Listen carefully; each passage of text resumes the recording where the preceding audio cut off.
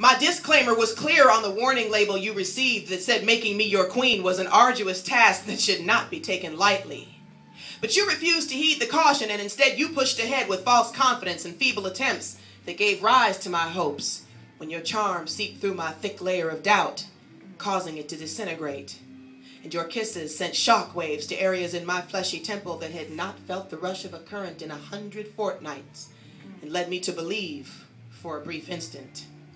But soon, as I had forecast, dark, forlorn clouds formed over the sun in my dreams, and reality began to hail down on my heart, bruising its susceptible shell, forcing it to harden and recoil.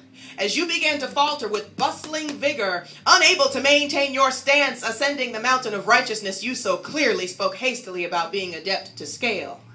Albeit none to my surprise, warning labels still firmly in place. As the truth of my words became your lies, and you plummeted from the mountain, not the top, because you were so far from it. And I returned, withered heart in hand, to my permanent residence in the town of Square One. Part 2, Chapter 0. I really don't know how many more times I'm going to keep getting on this tired-ass mental ride. The one where I ask myself repeatedly what I'm going to do about this situation with you, which is a joke, because there really is no situation. All that exists is silence, and on my end, questions and sadness and what-ifs.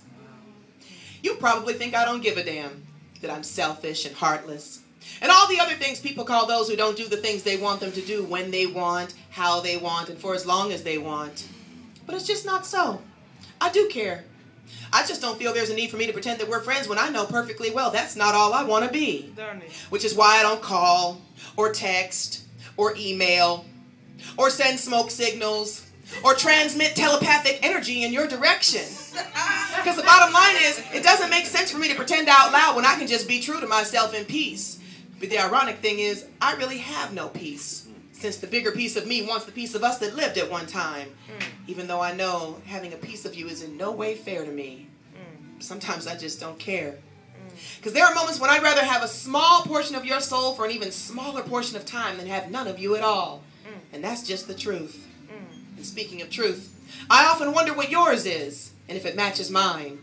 And if there's any way we can ever be on the same page where together we can form a complete sentence, then build to a paragraph, then on to a full chapter. And eventually we'd have a book all to ourselves that would tell the story of our love with plenty of drama, humor, passion, mystery, and conflict, because no relationship can exist without a little discord. But in the end, we're solid, and our spirits are merged just right, and we're happy. And I don't have to endure this treacherous mind jerk of a voyage that keeps me reading a book about us that probably will never get written. Thank you, guys.